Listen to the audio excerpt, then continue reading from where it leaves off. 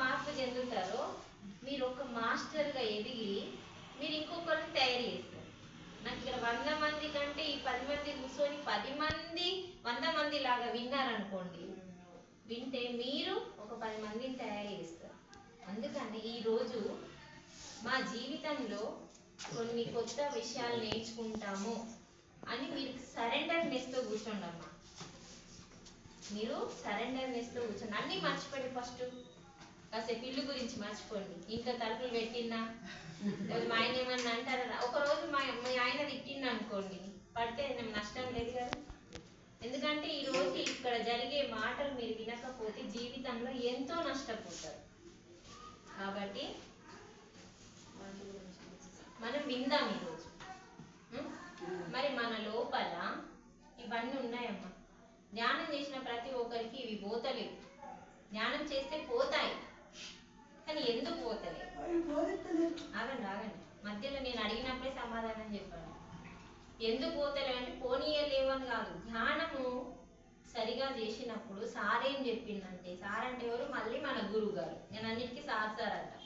మన గురుగారు ఏం చెప్పిందంటే, ధ్యానం చేస్తే జ్ఞానం వస్తుంది అని చెప్పింది. మరి జ్ఞానం అంటే ఏంటిది అంటే, ఏది మంచిది ఏది చెడ్డది, దాని పేరే జ్ఞానం. ఇప్పుడు నేను మిమ్మల్ని మంచి కూకుని పెట్టుకుని మంచిగా ముచ్చట్లు చెప్తున్నా. ఏం ముచ్చట్లు?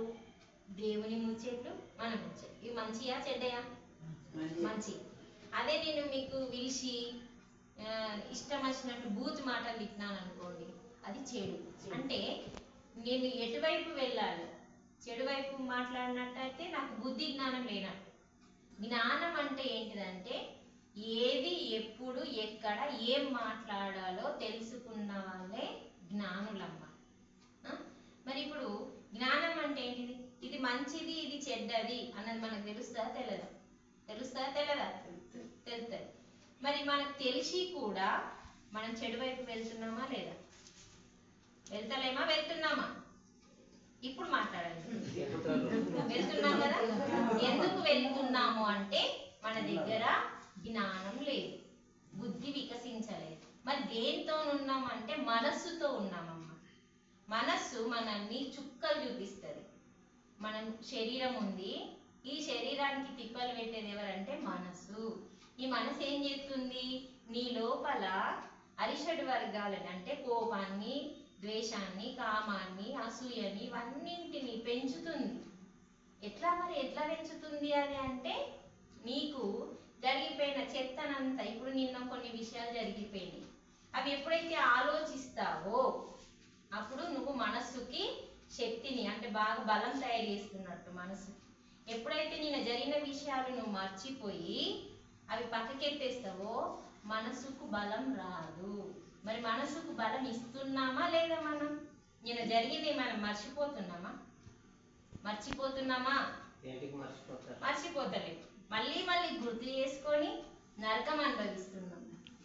ఆ మరుపు కోసమే ఆ మనస్సుని బలంగా తయారు చెయ్యనీయకుండా, మనస్సుని జీరో చెయ్యడానికే, నిన్న జరిగిన చెత్తనంతా మర్చిపోవడానికి, మనస్సుని శూన్యం చేయడానికే ధ్యానం చేస్తే అప్పుడు బుద్ధి వికసించి జ్ఞానం వచ్చి ఏది చెయ్యాలి ఏది చేయకూడదు అలా ఉంటే మనం పాపాలు చెయ్యం. మరి పాపాలు చేయనప్పుడు రోగాలు వస్తాయా? రావు. అంటే మనకు రోగాలు వస్తున్నాయంటే మనం ఏం చేస్తున్నాం? గంగలో స్నానం చేస్తే పాపాలు పోతాయంట. ముక్కోటి ఏకాదశి నాడు గుడికి పోతే పాపాలు. అంటే నువ్వు ఎన్ని పాపాలు చేసినావు? నువ్వు పాపాలు చేసినావనే కదా అవన్నిటికి పోతున్నావు. ఏ పాపం చేయనప్పుడు నీకు పోయే అవసరం లేదు. అంటే మనం పాపాలు చేసినామని ఒప్పుకుంటున్నట్టే, చేసినాము కాబట్టి. దానికి కారణం ఎవరు? మరి మనస్సు.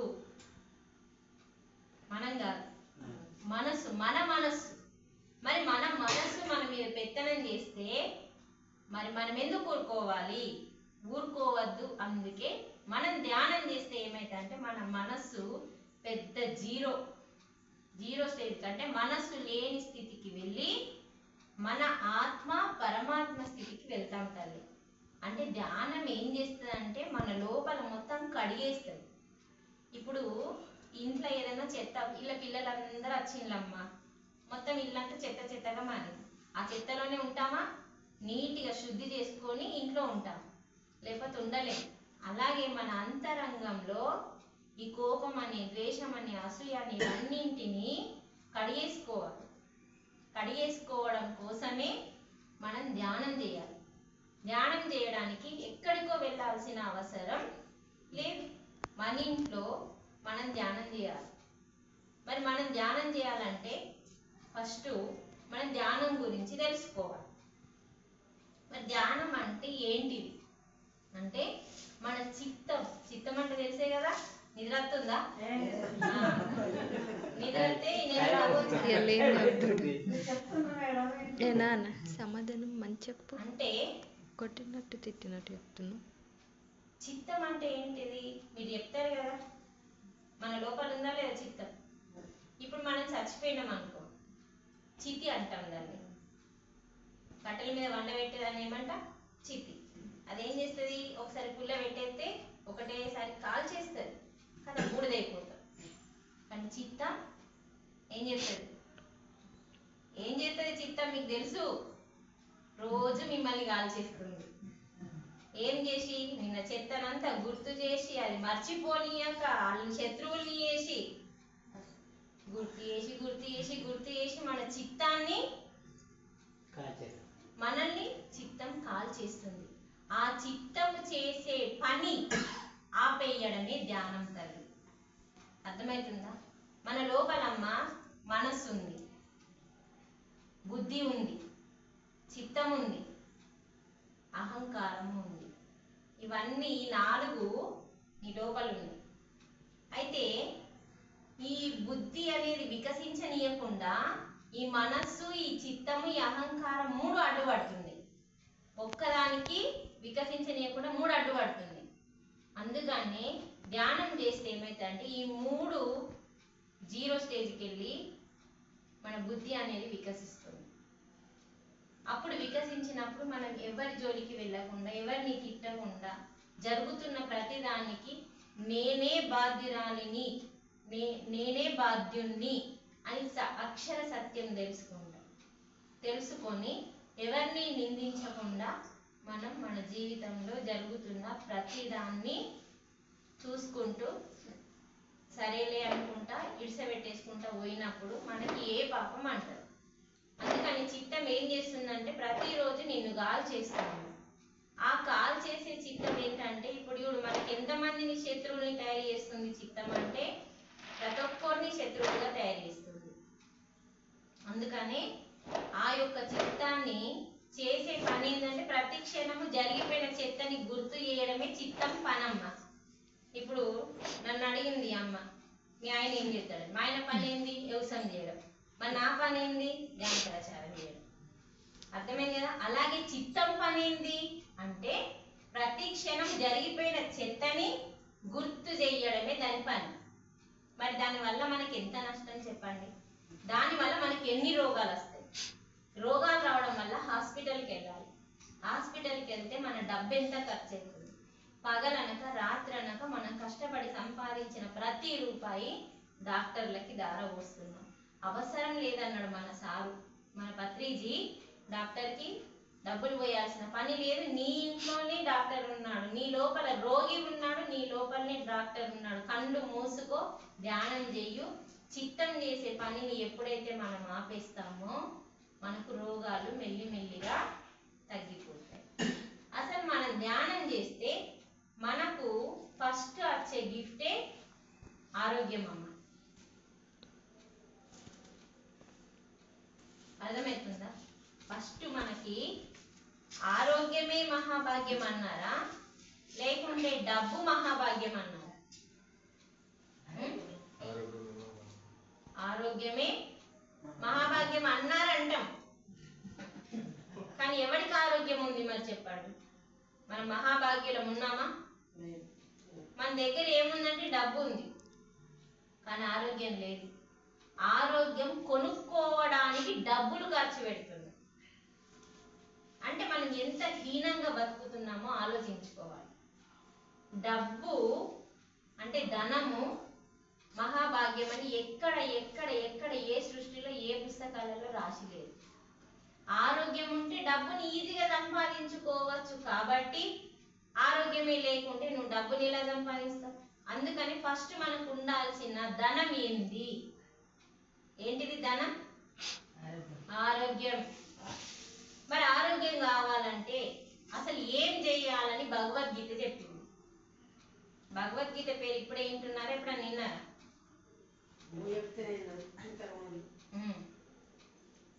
మరి భగవద్గీత వాళ్ళు ఇచ్చిండు తల్లి, మనకైతే తెలియదు. చూసిలా, మనము జీవిస్తున్న జీవితానికి అర్థము పరమార్థం లేదు. ఏ కృష్ణుని ఫోటో అయితే పెట్టుకొని నువ్వు పూజ చేస్తున్నావో ఆ కృష్ణుడు ఇచ్చిండు. అంటే ఎవరిచ్చిండు? మనిషా దేవుడా? దేవుడు. దేవుడు ఇస్తే ఆ దేవుడు చెప్పిన మాటలు పక్కకెత్తేసి ఆ దేవుడి బొమ్మను పట్టుకొని ఆడుకుంటున్నాం. బొమ్మను పట్టుకున్నాం. దేవుడి విగ్రహం అంటే ఏంటిది? బొమ్మ. నువ్వు ఇప్పుడు నేనున్నా మేడం, నాకు 2 పిల్లలు ఉన్నారు. ఇక్కడ నా విగ్రహం కూడా ఉంది. సేమ్ ఇదే అవతారం ఇక్కడ విగ్రహం ఉంది.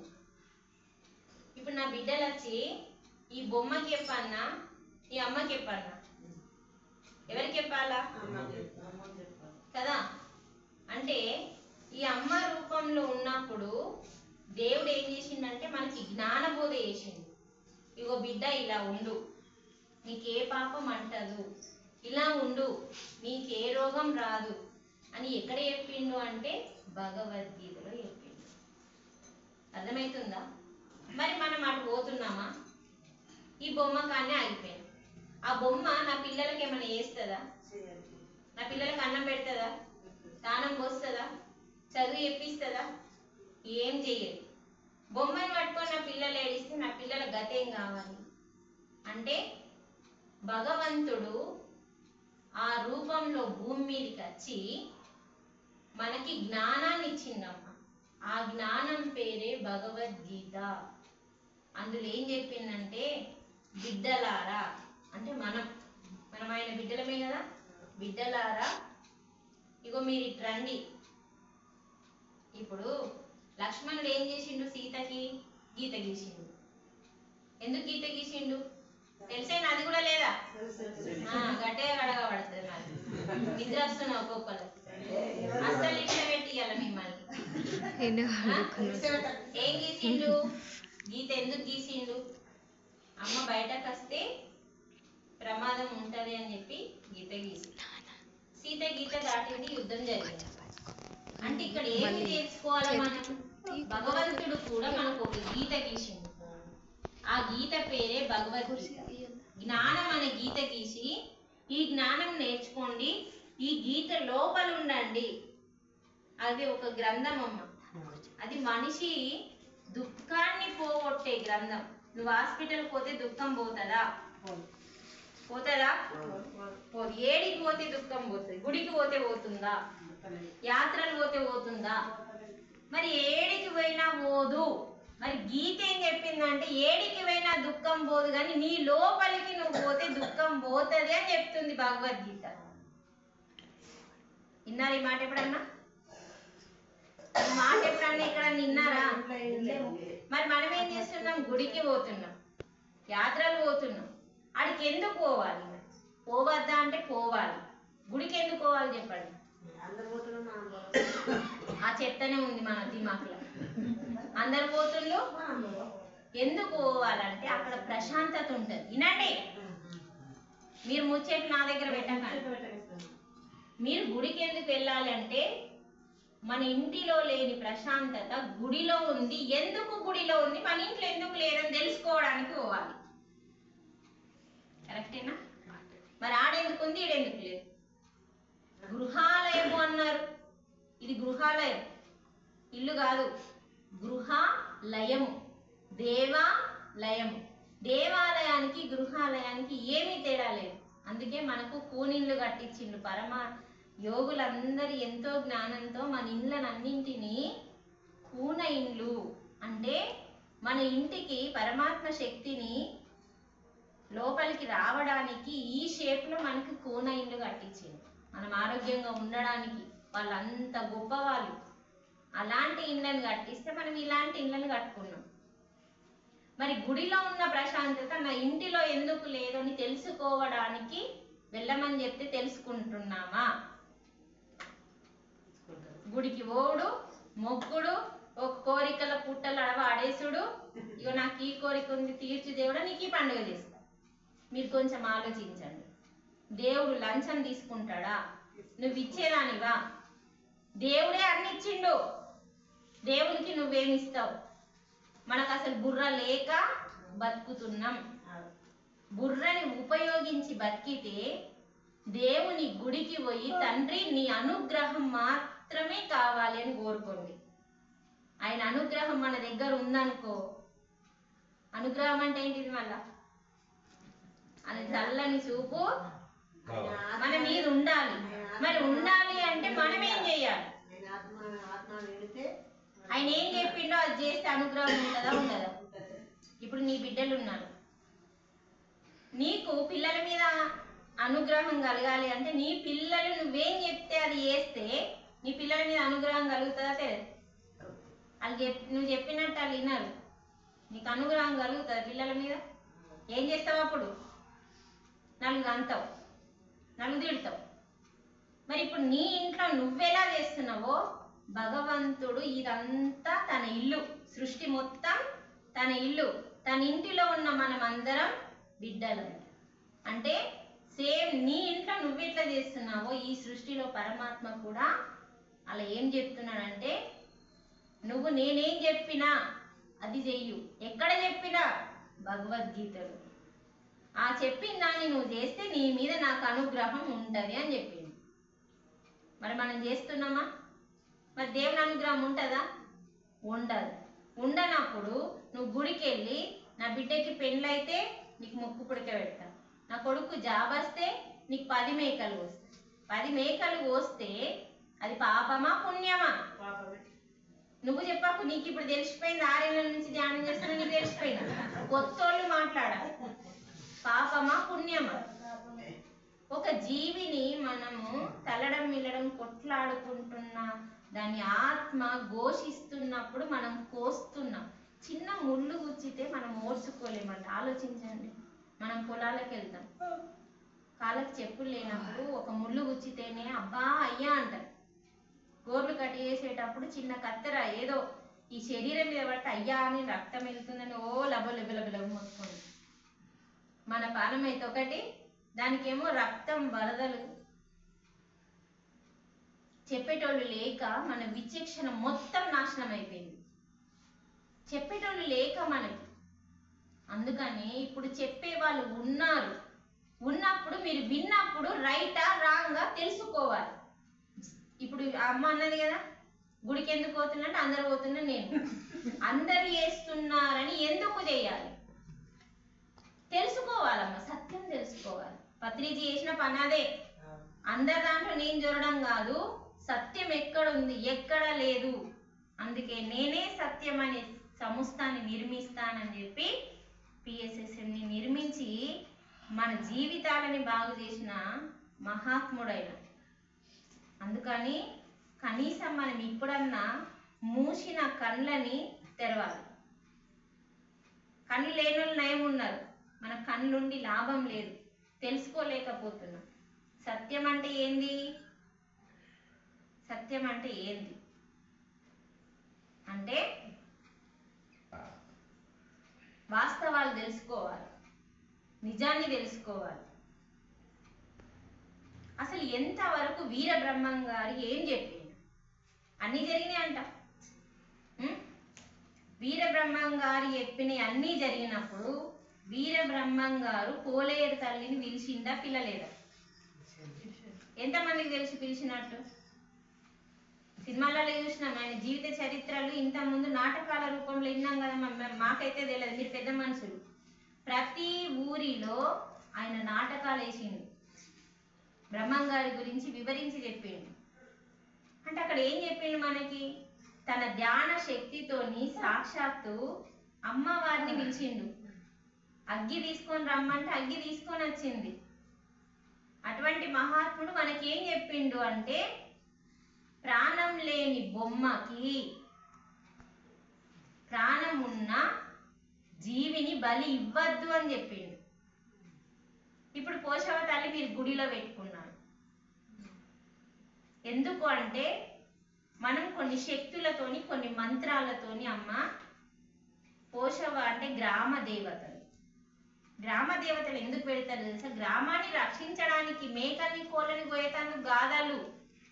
మీరు చేస్తున్న మహాపాపం నుంచి బయటపడండి. ఫస్ట్ మన దగ్గర ఉన్న పోషమ్మ గుడి, మైషమ్మ గుడి ఇవన్నీ ఏంటి? గ్రామ దేవతలు. ఎందుకు వాళ్ళని ఉంచిండ్రు అంటే మన గ్రామంలో చీడపీడ రాకుండా ఈ షేపులో కట్టి ఒక గోపురం రూపంలో పెట్టి వాటికి మంత్రాల శక్తులతో వాటిని నిర్మించింది. రాత్రంతా ఏమైతే అంటే వాటికి అపారమైన శక్తి వస్తుంది. ఆ శక్తి వల్ల మన గ్రామాన్ని రక్షించడానికి గ్రామ దేవతలను పెట్టింది. కానీ ఆ గ్రామ దేవతల చుట్టూరుగా చిన్న చిన్న క్రిములు, జీవరాశులు ఉంటాయి. వాటికి ఆహారాన్ని పెట్టడానికి మాత్రమే మనం పరమాన్నము, అప్పము, గారె నైవేద్యంగా అండి అక్కడ యూపిస్తే అవి తింటాయి, ఆ సూక్ష్మ జీవులు తింటాయని చెప్పి మనకి అలా ఆ వాటి తినడం కోసం అని పెట్టిండు. కానీ పోషవ వచ్చి తింటదని కదా, ఆ పోషవ ఆ రూపంలో వచ్చి తింటదని, ఆ జీవులకి అన్నదానం పెట్టాలని. కానీ కోళ్ళని మేకని గొయ్యమని మీరు ఏ పుస్తకం చదివినా, ఏ శాస్త్రం చదివినా బలిదానం అంటే ఏంటిది అన్నది వివరించింది. కోడిని మేకని బలివ్వమని చెప్పలేదు తల్లి. మన లోపల కొన్ని జంతు లక్షణాలు ఉన్నాయి. ఆ పనికిరాని జంతు లక్షణాలని గుడి బయట బలిచ్చి, అంటే మన లోపల ఉన్న కోపాన్ని, ద్వేషాన్ని, అసూయని అన్నింటిని గుడి బయట బలిచ్చి పవిత్రమైన గుడిలోకి మనం వెళ్ళాలి అని చెప్పి యోగులు పెట్టింది. ఇష్టం వచ్చినట్టు గుడికి ఓడు కూడా కుదరదు. అక్కడ ఉన్న శక్తులు వృధా అయిపోతాయి. గుడికి చాలా పవిత్రత ఉందమ్మా.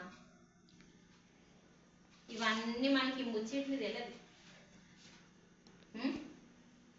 ఇంత మంచి ముచ్చట్లు చెప్పడానికి మనకి ఆయన వచ్చిండు. చెప్పు తల్లి.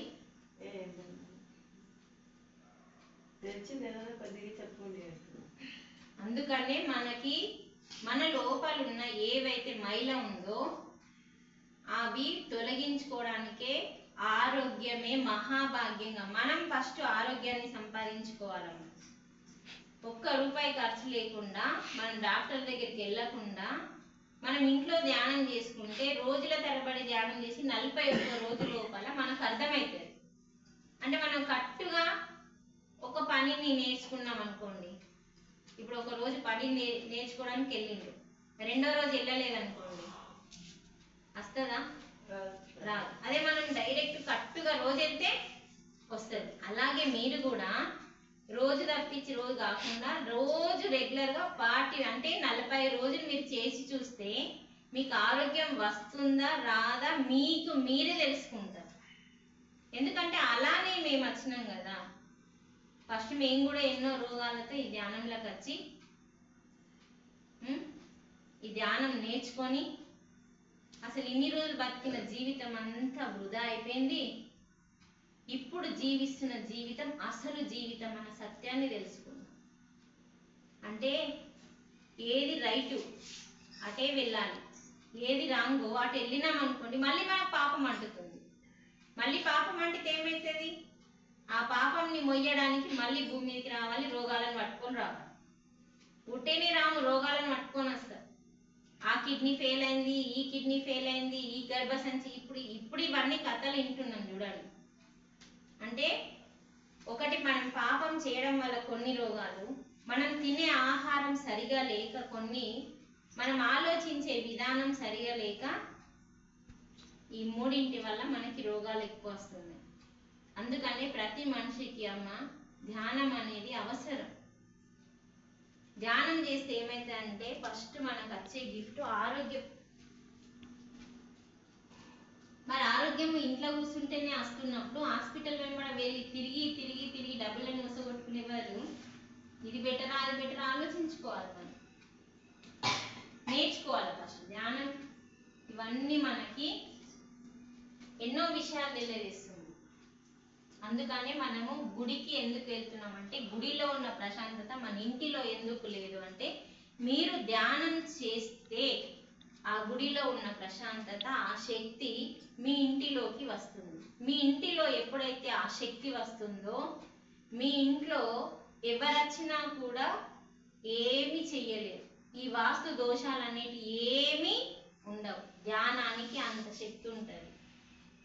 మేము ఎంతగానో దీని గురించి అనుభవించి చూసినాం.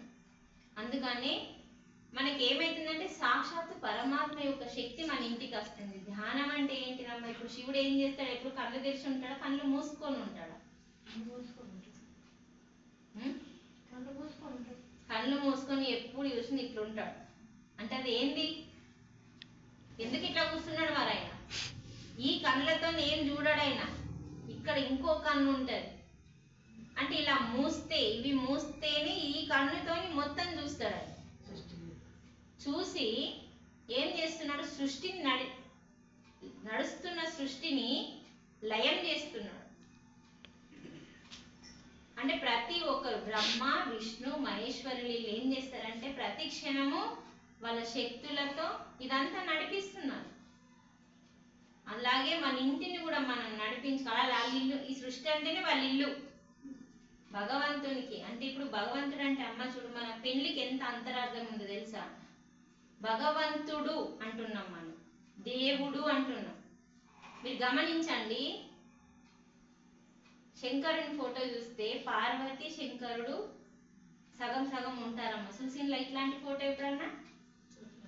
శంకరుడు సగం, శివుడు సగం, పార్వతి సగం. దీని అర్థం ఏంటంటే, సృష్టిలో స్త్రీ పురుషుడు ఈ రెండింటి కంటే ముందు ఒక శక్తి ఉండేది. ఆ శక్తి నుంచే పురుషుడు స్త్రీ రెండు వచ్చినాయి అన్నట్టమ్మ, ఒకటేసారి. అంటే ఈ సృష్టిలో దేవుడు ఒక్కోడే కదా, ఆ దేవునికి రూపం లేదమ్మా. దేవునికి రూపం లేని శక్తి నుంచి రెండు శక్తులు విడిపడి, ఇప్పుడు నేనే ఇక్కడ దేవుణ్ణి అనుకోమ్మా, ఇది ఒకటే కదా, నాకు రూపం లేదనుకోండి. ఈ శక్తి నుంచి రెండు విడిపడ్డాయి. ఈ రెండింటిని పురుషుడు స్త్రీ, ఈ రెండు పురుషుడు స్త్రీ కలిసి అర్ధనారీశ్వర దత్తం, అంటే భార్య భర్త. అంటే ఇక్కడ దేవుడు దేవుని లేదు, ఈ రెండు కలిపితే ఒకటే సర్వాత్మ పరమాత్మ. అంటే భగవంతుడు అంటే మనం డు అంటున్నాం కాబట్టి మొగోడు అనుకుంటున్నాం. మొగోడు కాదు, ఆడామే కాదు, రెండు కలిపిన అర్ధనారీశ్వర తత్వం అంటాం కదా, శివుడు పార్వతి. అవునా? అందుకే మన పెళ్లికి ఎంత గొప్పది ఉన్నదంటే, భర్త మాట భార్య విలువ ఇయ్యాల, భార్య మాటకి భర్త విలువిచ్చిన రోజే అర్ధనారీశ్వర తత్వం. ఈ అర్ధనారీశ్వర తత్వానికి ఎంత బలం ఉంటుందో మనం తెలుసుకోవాలమ్మా. ఇది తెలుసుకోవడం కోసమే పెళ్లిళ్ళు పెట్టిండు. ఇది తెలుసుకోవడం కోసమే భార్యాభర్తల యొక్క గొప్పతనాన్ని చెప్పడానికి, తెలుసుకోవడానికి కలిసి ఉండాలి. అందుకే మనకు రింగు తొడుగుతారమ్మా, మనస్సు అనే రింగు తొడుగుతారు. ఈ ఏలు పేరు మనస్సు. అంటే రెండు శరీరాలైన మనస్సు ఒక్కటిగా ఉండాలి. మీ మనస్సు రెండు ఉండద్దు, ఒకటిగా ఉండాలి. మీరిద్దరు ఒకరిని ఒకరు ఎప్పుడైతే అర్థం చేసుకొని జీవిస్తారో మీకు అనంతమైన శక్తి వస్తుంది అని ఆ పరమాత్మ మనకు ఆ సృష్టి రహస్యం తెలియజేసి ఇలా భార్యాభర్తల్ని పెట్టి మన పిల్లలకి జ్ఞానబోధ చేయమని తల్లిని మొదటి దేవతగా, తండ్రిని రెండవ దేవునిగా సృష్టిలో పెట్టింది. దేవుడు ఎక్కడన్నా నేను మాతృదేవోభవ అని తల్లిని కదా ఫస్ట్ పెట్టింది, అవునా కదా? మరి మాతృదేవోభవ అంటే తల్లి గర్భం ద్వారా తనని ఈ లోకానికి తీసుకొస్తుంది కాబట్టి పాలిచ్చి, తన హృదయాన్ని తీర్చుకొని పాలిచ్చి ప్రేమని పంచుతుంది కాబట్టి తనకి మొదటి స్థానం ఇచ్చిండు సృష్టిలో. అంటే మనకి ఎంత గొప్ప స్థానంలో నిలబెట్టిండండి దేవుడు. ఏమన్నా కృతజ్ఞత ఉందా మనకి? మన పోరగానే ఇష్టం వచ్చినట్టు పెంచేసినాం. ఎవరైనా సక్రమంగా పెంచినామా అంటే ఏ చెడు కార్యం చేయకుండా సన్మార్గంలో మన పిల్లలు ఉండి శాకాహారమే తింటూ లోక కళ్యాణం పనులు మన పిల్లలు చేస్తున్నారంటే ఆ తల్లి సరియైన మార్గంలో పెంచినట్టు.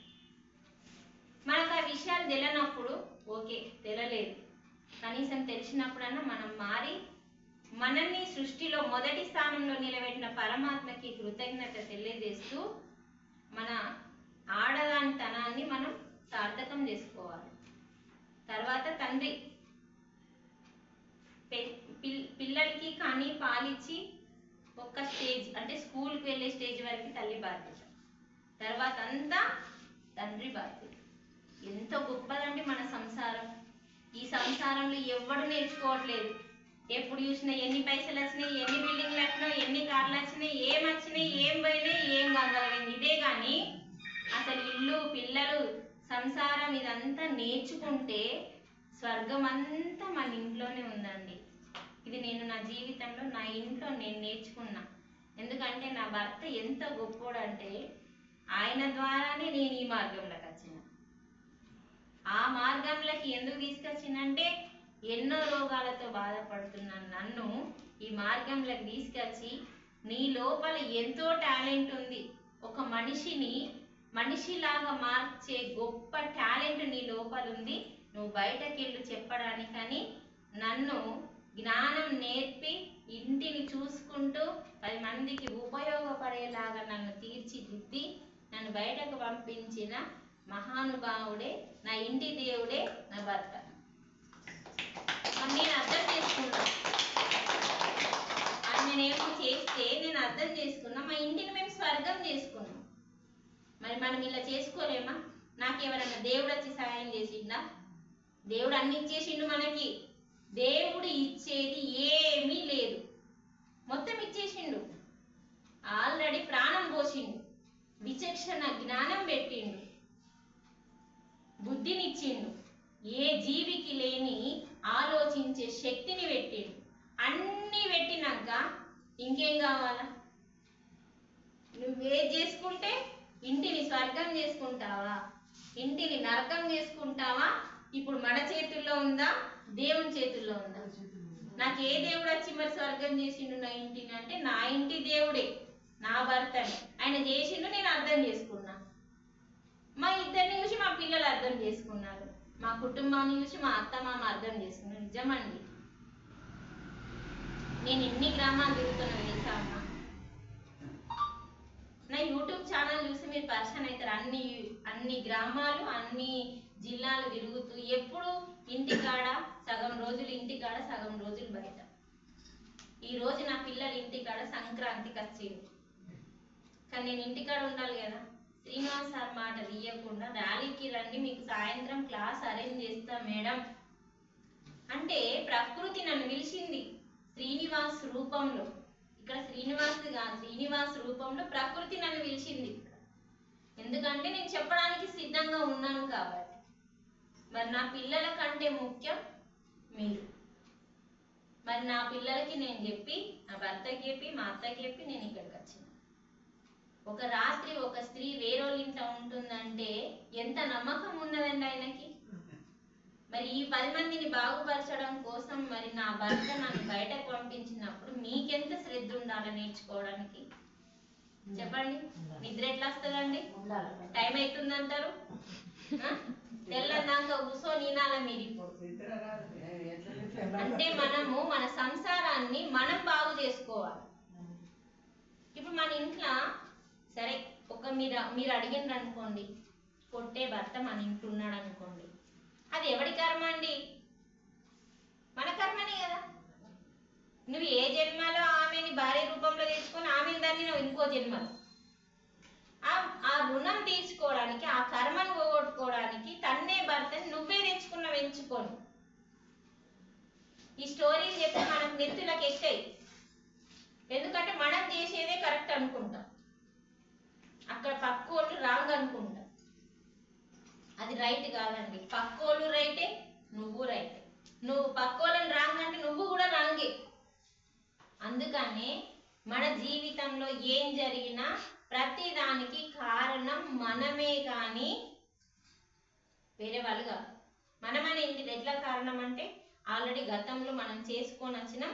ఆ గతాన్ని, ఆ కర్మని దగ్ధం చేసుకోవడానికి, అనుభవించడానికి ఈరోజు ఈ జీవితంలో మనం అలాంటి వాళ్ళని తెచ్చుకుంటాం. అందుకని బయట వాళ్ళేమో మనకు మంచిగా అనిపిస్తారు, ఇంట్లో చెప్పాలి అనిపించరు.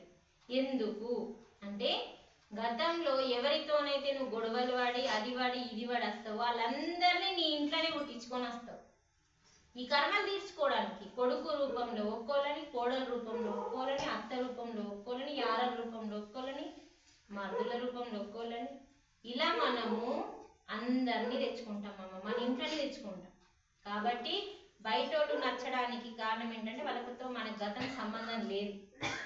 ఈ ఇంట్లో వాళ్ళతో మనకు గతం సంబంధం ఉంది కాబట్టే ఇల్లు మనకి శత్రువులాగా అనిపిస్తుంది. ఏ ఇంట్లో అయితే మనకి అంత అనుకూలంగా కాకుండా అపోజిట్ గా జరుగుతుందంటే ఇదంతా నా కర్మ అని నువ్వు నెత్తెందుకు కొట్టుకుంటున్నావు? మరి కొట్టుకోవద్దు కదా.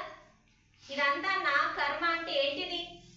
కర్మ అంటే ఏంటిది? ఇదంతా నేను ఎప్పుడో చేసుకున్నా నా కర్మ అంటే నా పని, నేను చేసిన నా పని నా జీవితంలోకి వచ్చింది అని నువ్వే నెత్తి కొట్టుకుంటున్నావు.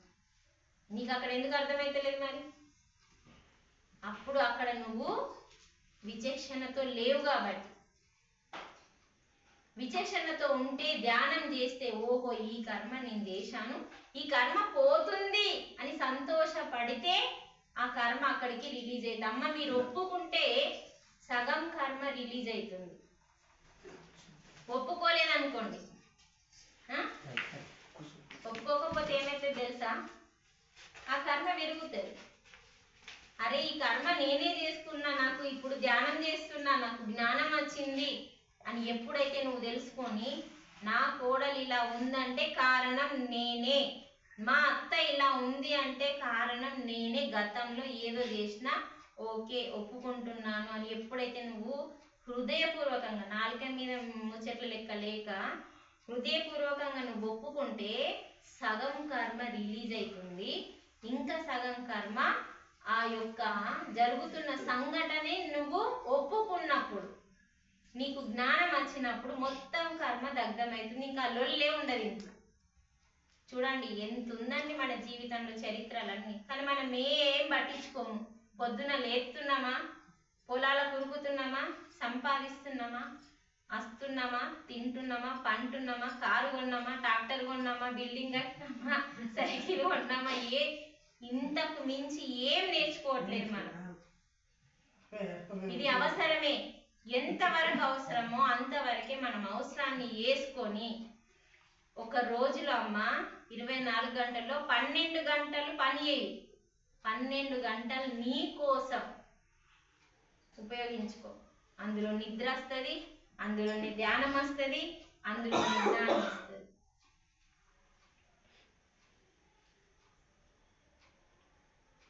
మనకి బుద్ధి జ్ఞానం అని ఎప్పుడు వాడతామో చెప్పండి.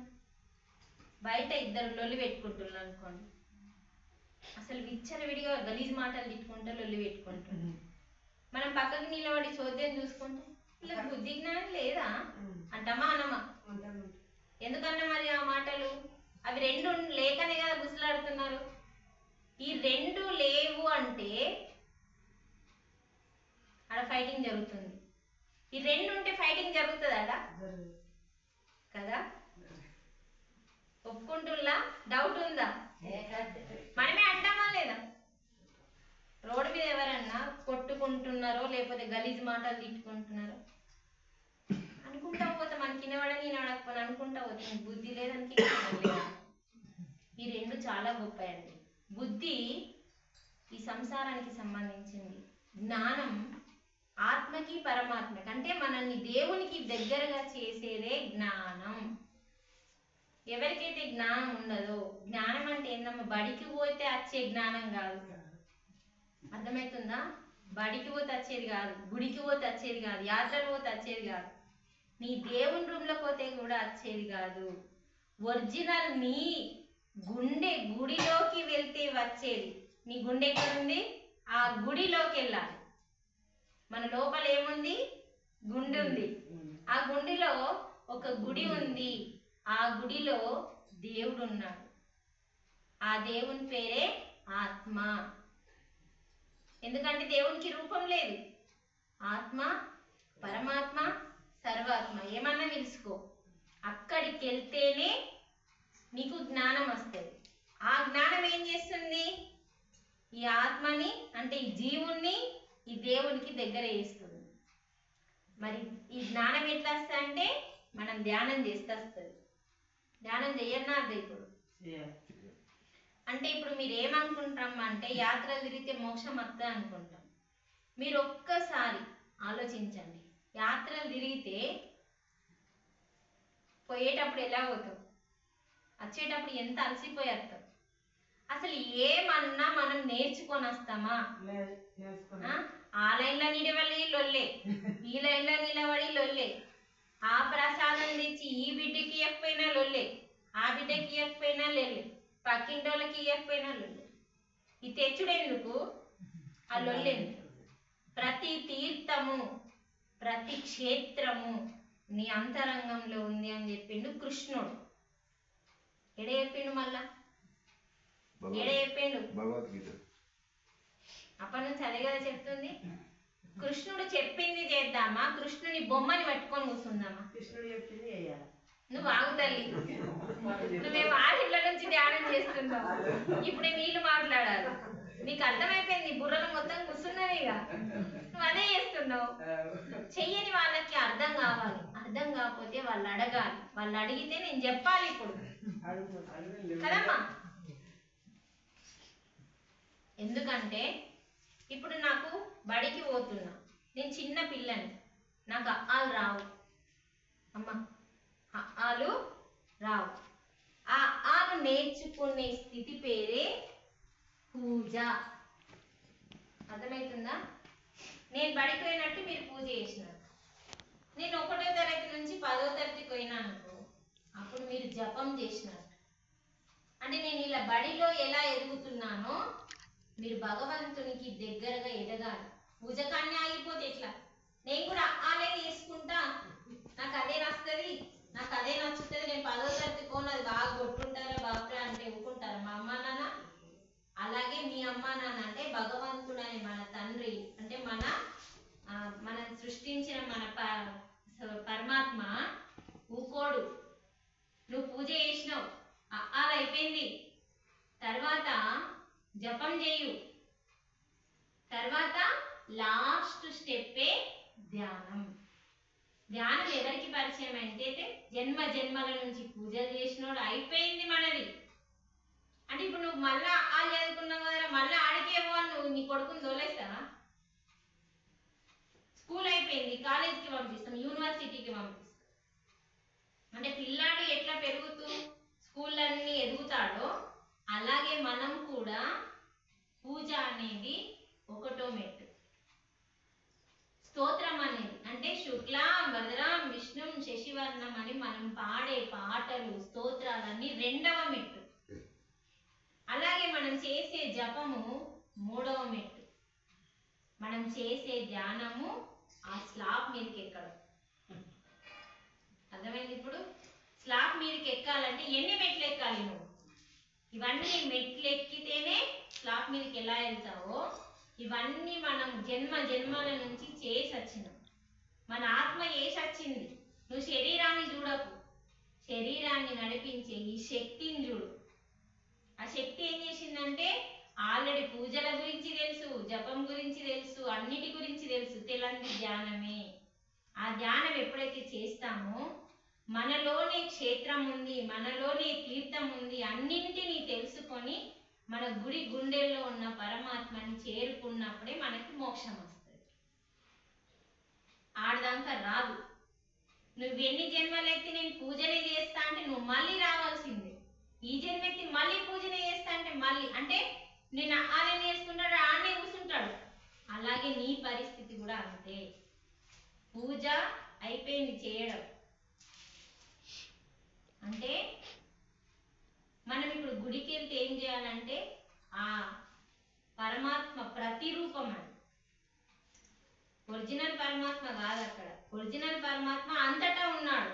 పుట్టి గుడిలోనే చూస్తున్నాం మనం. అంతటా ఉన్నాడు, అన్నింటిలో ఉన్నాడు, అందరిలో ఉన్నాడు, నీలో ఉన్నాడు, నాలో ఉన్నాడు. ఒరిజినల్ ఏ రూపంలో అంటే ఆత్మ రూపంలో ఉన్నాడు. మరి గుడిలో ఉన్న ఆ విగ్రహం ఏంటిదంటే ఆయన యొక్క ప్రతిరూపం. ఇప్పుడు అద్దం ఉన్నది నా ఎదురుగా, అందులో ఏం కనబడుతుంది? నీడ కూర్చుంటే నా ప్రతిరూపం కనిపిస్తే కనబడదా? అది నా ప్రతిరూపం. ఇది ఒరిజినల్ రూపం. ఈ ఒరిజినల్ శక్తి అన్నింటిలో ఉన్నది. అంటే దేవుడు ఎక్కడున్నాడు? ఏడున్నాడు దేవుడు? గుడిలోనేనా? అంతటా ఉన్నాడు, అన్నింటిలో, అందరిలో, నీలో, నాలో. మరి ఇదెందుకు అద్దు? కోడి తింటే బలం అంటారు, సరేనా? అడికి అర్థం ఒకసారి. కోడి తింటే బలం అంటే ఎంతమందికి తెలుసు కోడి తింటే బలం అని? కోడిలో బలం అంటాం, కోడిలో ప్రోటీన్స్ అంటాం. అసలు కోడి ఏం తింటది? కోడి ఏ మాంసం తింటది? కోడి ఏ మాంసం తింటది? ఏం చేస్తుంది? మీరు చెప్పండి. మీరు పల్లెటూరు కదా, మీ ఇంట్లో కోళ్ళు పెంచుతారు కదా, ఏమి ఇస్తారు దానికి? నువ్వులు, మక్కలు, పప్పులు, వరి, ఇంకేమేస్తారు? అంటే వాటి పేరేందమ్మా? దినుసులు. ఇంకేమంటారు? మీరు మాట్లాడకపోతే నేను ఆపేస్తాను చెప్పినప్పుడే. మీరు కోడికి ఏమేస్తారు? ఏమేయకన్నా ముందే వేగుతుంది అది. మీ దిమాగ్లో కూర్చుంటారని చెప్పిన. ఏమేస్తాం కోడికి తినడానికి? ఏమేస్తాం? మన ఇంట్లో ఉన్న నూకలు వేస్తాం, నువ్వులు వేస్తాం. అవి తింటుంది. అంటే అది ఏం తింటుంది? దినుసులు. అంటే పప్పు దినుసులు, బియ్యం దినుసులు, వడ్ల దినుసులు. ఇవి తిని అది బలంగా తయారవుతుంది. మరి అది తింటే బలంగా తయారైనప్పుడు దాన్ని తింటే మనకి ఎట్లా బలం వస్తుంది? అది ఏం తింటుందో మనం అది తినాలి కదా. కొంచెం దిమాగ్ పెట్టి ఆలోచించండి. ఎవడో ఏదో చెత్త చెప్పిండని ఆ చెత్తను పట్టుకొని ఆ చెత్తను తింటే పాపం అంటేది నీకే. ఏ జీవిని తినే హక్కు, చంపే హక్కు లేదు. ఎక్కడిది అసలు నీకు? నువ్వు పోసినావా ప్రాణం? అసలు నీకే నువ్వు ప్రాణం పోసుకోలేదు, నీ బిడ్డకే నువ్వు ప్రాణం పోయలేదు. నా బిడ్డ, నా బిడ్డ, నా బిడ్డ అని నీ బిడ్డని నువ్వు ఈ మాటలు చెప్తేనే వినాలా? పెళ్ళం చెప్తే తినద్దు, మళ్ళా కోడలు చెప్తే తినద్దు, నీ మాటలు మాట్లాడతాం. అసలు నీ బిడ్డకి నువ్వు ప్రాణం పోసినావా? పోసింది ఎవరు? నీకు పోసింది దేవుడే. నీ బిడ్డ పోసింది దేవుడే, నీ మొగడికి పోసింది దేవుడే. సృష్టిని కాపాడి తన కుటుంబాన్ని తన రక్షిస్తూ ఆయన పోసుకుంటే నా నా నా నా మాటని వినాల నా కొడుకు. అంటే మన ప్రాణం తీసుకునే హక్కే మనకు లేదమ్మా. ఆత్మహత్య పాపమా కాదా? మనల్ని మనం చంపుకుంటే పాపమా కాదా? కాదా? పాపమా? పాపమా కాదా? రెండు తేలాలి. ఇప్పుడు నన్ను నేను చంపుకున్నాను అనుకో, ఏదైనా బాధ భరించలేను నేను. పాపమా కాదా? ఎట్లా పాపం?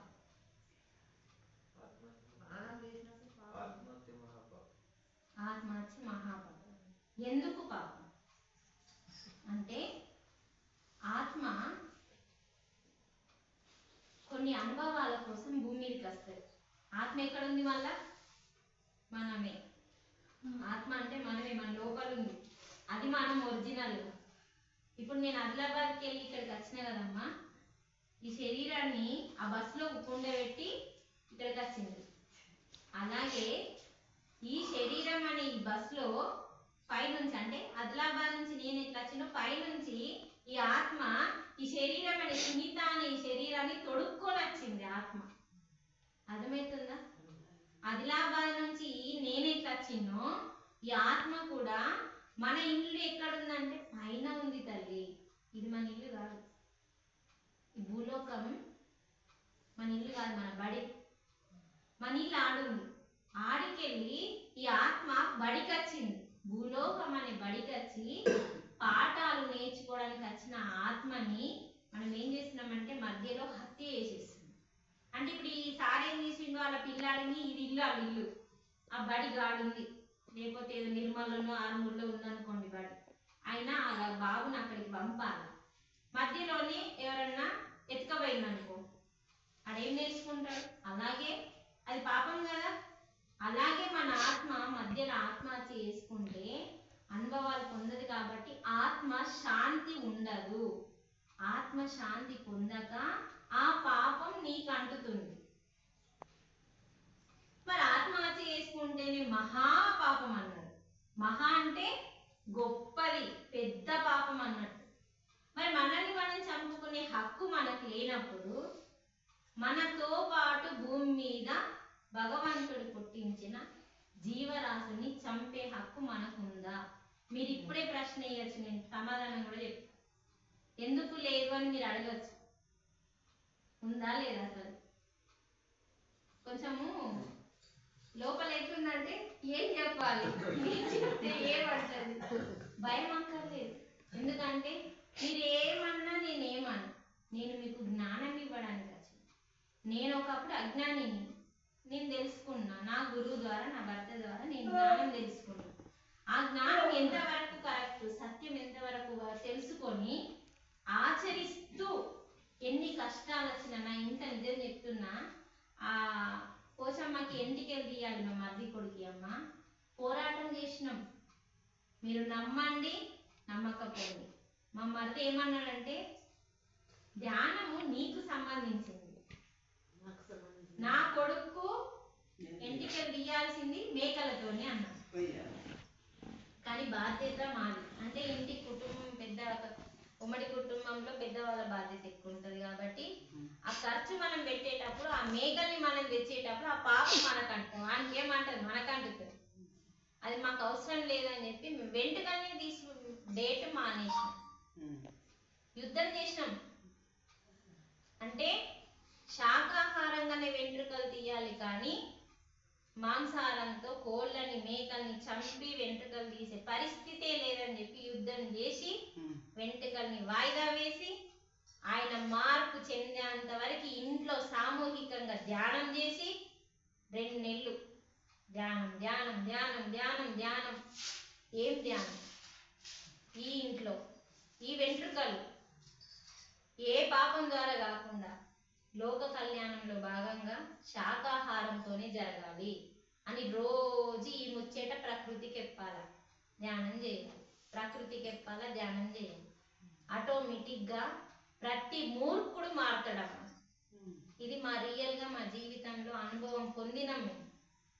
ఆయన మారిండు మా మరిది 2 నెలల తర్వాత మారి, అప్పుడే ఆయన మా సార్ దగ్గరికి వచ్చి, మీరు అన్నట్టే ఏ కోళ్ళద్దు ఏ మేకలద్దు అని చెప్పి ఊళ్ళో ఉన్న పోషమ్మకి పప్పుచారు భోజనంతో వెంట్రుకలు తీసినాం. ఎంతైనా సరే మనం యుద్ధం చేస్తే ప్రకృతి మనకి ఏం చేస్తుంది అంటే సహాయం చేస్తుంది. నీకు ప్రకృతి సహాయం కావన్నా, మామూలు మనుషుల సహాయం కావన్నా చెప్పండి. ప్రకృతి సాయం కావాలంటే ఫస్ట్ నీకు కష్టం వస్తుంది. కష్టంలో నిలబడతావా పడిపోతావా చూస్తాడు. పరమాత్మ ఏం చేస్తాడు? చూస్తాడు. దాని పేరే పరీక్ష. ఆ పరీక్షకు నువ్వు నిలబడ్డావనుకో పరమాత్మ ఎప్పుడు నీకు అనుగ్రహం ఇస్తూనే ఉంటాడు. ఇది నేను నిజంగా నా జీవితంలో పొందిన గొప్ప అనుభవం అండి. ఇంకేం కావాలి అంటే మనం నిలబడితే చాలు పరమాత్మ మనకి అనుగ్రహం ఇస్తాడు. కష్టం వచ్చిందని లోబల ఏడ్చి అందరినీ నిందిస్తే నువ్వు మళ్ళా కర్మ చేసుకున్నట్టే. నువ్వు నిందించడమా పక్కోని ఎదురోని వాళ్ళని వీళ్ళని నిందించడం ఆపి, ఈ పరీక్ష నేను ఎదగడానికి, నా ఆత్మ పరమాత్మ దగ్గరికి చేరుకోవడానికి నాకు జ్ఞానం కావాలి కాబట్టి నా జ్ఞానం పెరగడానికే ఈ పరీక్ష వచ్చింది అని నువ్వు సత్యం ఎట్లా తెలుస్తుంది నీకు? ధ్యానం చేయకపోతే తెలియనే తెలియదు. అందుకని ఇది తెలుసుకోవడం కోసం అమ్మ ధ్యానం చేయాలి. ధ్యానం చేస్తే జీవితంలో జరుగుతున్న ప్రతి సమస్యకి కారణం నేనే అన్న సత్యాన్ని అర్థం చేసుకొని దానికి గట్టిగా నిలబడి నీకు పరమాత్మ అనుగ్రహం నువ్వే సంపాదించుకోవాలి. పరమాత్మ దిగచ్చి ఇగో నేను అనుగ్రహం ఇస్తా, నీకు ఇంత ముళ్ళు ఇస్తా, నీకు ఇంత ముళ్ళు ఇస్తా అని మాత్రం ఇచ్చుడు ఉండాలి. ఆల్రెడీ ఇచ్చేసిండు. మరి అందరం ఆయన బిడ్డలమైనప్పుడు ఒక్కోళ్ళేమో మంచిగా ఉన్నారు, ఒక్కోళ్ళేమో ఖరాబ్ ఉన్నారు, ఒక్కోళ్ళు ఆరోగ్యం ఉన్నారు, ఒక్కోళ్ళు అనారోగ్యం ఉన్నారు, ఒక్కోళ్ళు ఆర్థికంగా డబ్బు లేదు, ఒకరికి డబ్బు ఉంది. మరి దేవుడు మన సృష్టించిన మనల్ని ఇలా ఎందుకున్నాము మనం చెప్పాలి. ఒక్కొక్కరం ఒక్కొక్క రకంగా ఉన్నాం కదా. మన కర్మల వల్ల ఉన్నామా లేదా భగవంతుడే మనల్ని ఇలా సృష్టించిందా? కర్మ వల్లనే ఉన్నాం. మన కర్మల వల్ల. ఏ కర్మ చేస్తే ఆ కర్మ నీ జీవితంలోకి వచ్చి అది నీకు జన్మనిస్తుంది. నువ్వు అందరికీ మంచి చేసినావు అనుకో, ఏమంటారు? మంచోడు అని ఇట్లా అనుకుంటారు, అంటారా లేదు? నువ్వు అందరికి చెడు చేసినావు అనుకో, అప్పుడు నీ నోట్లకెళ్ళి ఏమొస్తాయి? తిట్టడం స్టార్ట్ అవుతుంది. అంటే నీ కర్మని బట్టి నీ తలరాత ఉంటుంది, కానీ నీ తలరాతని మార్చే శక్తి ధ్యానానికి ఉంది అని భగవద్గీత చెప్తుంది. నేను ఎప్పుడు దేవుడు శ్రీనివాసారి ఎప్పుడు కాదు. అందుకని అమ్మ మనము మనిషిగా జీవించట్లేదు. మనిషే పుట్టినాము కానీ మనిషిగా జీవించట్లేదమ్మ. మనం మనిషిగా జీవిస్తే అందరినీ ఒకేలాగా చూస్తాం. మన ఇంట్లో పుట్టిన వాళ్ళని ఒకలాగా చూస్తున్నాము, బయట వాళ్ళని ఒకలాగా చూస్తున్నాం అంటే ఇంకా మన దగ్గర మానవత్వం లేదు. ఒకరికి కష్టం వస్తుందంటే నీ ఇంట్లోనే కష్టం వచ్చింది, నీకే కష్టం వచ్చిందని ఎప్పుడైతే నువ్వు వెళ్ళి ఆదుకుంటావో, ఆదుకున్న తర్వాత ఏమీ ఆశించకుండా వస్తావో దాని పేరే మానవత్వం. మనం చేస్తున్నామా? మన గుండెల మీద చేసేసుకొని మనం చూసుకోవాలి. అంటే పత్రిసారి ఏమన్నాడంటే మనం ధ్యానం చేస్తే జ్ఞానం వస్తుంది, జ్ఞానంతో పాటు అహంకారం వస్తుంది అన్నాడు. మనం ఏం చేస్తున్నామంటే ధ్యానం చేసుకుంటూ పోతున్నాం కానీ ఎప్పుడూ మనల్ని మనం చెక్ చేసుకోవట్లేదు. జ్ఞానం వస్తుందా, అహంకారం వస్తుందా, అసలు ఏమొస్తుంది, మనం ఎటు పోతున్నాం అన్నది ధ్యానం చేసేవాడు చెక్ చేసుకోవాలి. చేసుకుంటే మన మానవత్వం పెరిగితే మనము మన పైన ఉన్న సంచిత కర్మ నుంచి ఒక్కొక్క కర్మ దగ్ధమైపోతూ ఉంటుంది. మనం ముళ్ళ ఆడనే ఉంచుకొని మళ్ళీ ఇక్కడ కర్మలు చేసుకుంటున్నాం. వాస్తవమా కాదు? ఇగో ఇప్పుడు ఏం చేస్తున్నామంటే ఆ సంచి ఆడనే ఉంది, పాపాల సంచి ఆడనే ఉంది. కొన్ని తెచ్చుకున్నాం. ఈ కొన్ని తెచ్చుకొని అనుభవించేటప్పుడు బోలెడంత దుఃఖంతో అనుభవిస్తుంది. ఆ అనుభవించేటప్పుడు నువ్వే చేసినావు అనుకుంటే ఏం చేస్తున్నాం? నిందలేస్తుంది. ఆ నింద మళ్ళీ కర్మగా మారుతుంది. చూసినావా? ఎటున్నదో ఏమో జ్ఞానం. అసలు ఎంత సూక్ష్మంగా బతకాలమ్మా మనం, ఎంత అర్థంతో బతకాలి. చెప్పాను కదా, మన ఇల్లే స్వర్గంగా మార్చుకోవచ్చు. మన ఇల్లునే భగవంతుడు మాత్రం వచ్చి నీకేం చేయడు, మొత్తం ఆల్రెడీ ఇచ్చేసిండు. ఎప్పుడైతే తల్లి గర్భంలో నేను వాడేసిండో విచక్షణ జ్ఞానం ఇచ్చిండు, బుద్ధి ఇచ్చిండు, ఆలోచించే శక్తిని ఇచ్చిండు, మాట్లాడే శక్తిని ఇచ్చిండు. అన్ని ఇచ్చినాక ఇంక ఇచ్చేది ఏముంది? ఇంకా భగవంతుడి జోలికి వెళ్ళకండి, భగవంతుడు ఎక్కడున్నాడో అక్కడికి వెళ్ళండి. అర్థమవుతుందా? ఏం చెప్తున్నాడంటే 18వ అధ్యాయంలో లాస్ట్ భగవద్గీత అధ్యాయంలో మీరన్ని ధర్మాలని పక్కకు పెట్టి నీ స్వీయ ధర్మాన్ని అంటే నీ సొంత ధర్మాన్ని పాటించు. నీ సొంత ధర్మం ఏంటిదంటే నిన్ను నువ్వు తెలుసుకో. నిన్ను నువ్వు తెలుసుకోవాలంటే నువ్వెవరో తెలుసుకోవాలి. నువ్వెవరు? నేను సునీత అని చెప్తావు. నీ పేరు అది. మన అడ్రస్ చెప్తాం. అది కూడా కాదు. నువ్వెవరంటే ఈ లోపల ఉన్న ఆత్మ. చచ్చిపోతే పోతుంది కదా, అది నువ్వమ్మా. ఇదంతా ఉత్తదే. ఆ ఆత్మ నువ్వు. ఆ ఆత్మ నువ్వు అని తెలుసుకొని ఏం చేయాలా? ఆ ఆత్మ దగ్గర కూర్చోవాలి. ఆత్మ అని తెలిసింది కానీ అనుభూతి చెందలేం కదా. ఇప్పుడు అమ్మ ఏం చేసిందంటే మిరపకాయ బజ్జీలు పోసింది, వాసన వస్తున్నాయి, కానీ తిన్నావా? తింటే అనుభూతి చెందుతాం. ఎట్లా అయినాయి? ఇవాడ పెట్టుకున్నది గుల్ల, మిరపకాయ బజ్జీలు పోసింది, అక్కడ పెట్టుకుంది. మంచిగా అయినాయా? మంచిగా అయినాయా అని అడుగుతుంది. అసలు మనకి ఇస్తే కదా, మనకి అంటే ఆత్మ అని తెలిసింది. మనము శరీరం కాదు, ఆత్మ అని తెలిసింది, కానీ అనుభూతి చెందలి. అనుభూతి చెందాలి అంటే మనం ఆత్మ ఎక్కడుంది? లోపల, మన గుండెల్లో ఉంది. అక్కడికి నువ్వు వెళ్ళాలి. మరి ఈ ఆత్మ ఎవరు? సాక్షాత్తు పరమాత్మ. గీతలో చెప్తున్నాడు. అంటే ఇక్కడ ఒరిజినల్ గా ప్రాణంతో ఉన్నాడు. గుడిలో ప్రాణం లేని బొమ్మని నిలబెట్టి మనం ప్రాణం పోస్తున్నాం మంత్రాలతో. గుడిలో ఒక విగ్రహం నిలబెట్టినామంటే పంతులు వచ్చి ఏం చేస్తారు? మన మంత్రాలతోని ఆ విగ్రహానికి ప్రాణం పోస్తారు. ఆ విగ్రహం కింద శ్రీచక్రం పెడతారు, ఎన్నో శక్తులు పెట్టి ఆవాహన చేస్తారు. అంటే పరమాత్మ శక్తిని ఆ విగ్రహంలోకి ఆవాహన చేస్తారు. ఆల్రెడీ ఇక్కడ ఆవాహన చేసి ఉన్నాడు. అక్కడికి వెళ్ళన్నా, ఇక్కడికి వెళ్ళన్నా. ఇదేమో దేవుడు స్వయంగా పెట్టిండు, అదేమో మనుషులు తయారు చేసిండు. ఆలోచించుకోండి. ఇక్కడ స్వయంగా ఇప్పుడు మనము గుడి మనం కడతామమ్మా. మామూలు మనిషి 4 ఇటుకలు పెట్టి, ఇంత సిమెంట్ ఇసుక పెట్టి గుడి తయారు చేస్తాం. కానీ ఈ దేహం అని ఈ దేవాలయాన్ని తయారు చేసింది దేవుడు, పరమాత్మ. అందుకనే అన్నింటికంటే పవిత్రమైంది దేహము అన్నారు.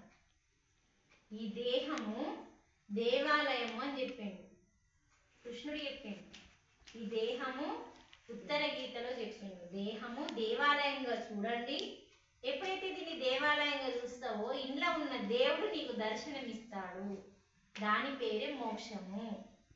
అప్పటిదాకా నువ్వు వీడికి రావాల్సిందే. నేను చెప్తా, మీకు వినే అదృష్టం, పట్టుకునే అదృష్టం ఉంటేనే పట్టుకుంటారు. అది కూడా లేదనుకో, నీ మనసు విన్నామా, వాళ్ళ ఇంటికి అలిసా పెట్టినామా, మన పని మనం చేసుకున్నాం. నీకు అర్హత రాలేదు, ఇంకా అదృష్టం లేదు. ఏం చేద్దాం? దీన్ని పొందాలంటే అదృష్టం కావాలి. పరమాత్మను పొందాలంటే ఉత్తానేనా? మన పనిని కూడా దైవంగా భావించి మనం చేసుకుంటే కూడా పరమాత్మ అనుగ్రహం దొరుకుతుంది. ఏమైనా డౌట్స్ ఉంటే అడగండి. ముచ్చట్లు మంచిగా ఉన్నాయా?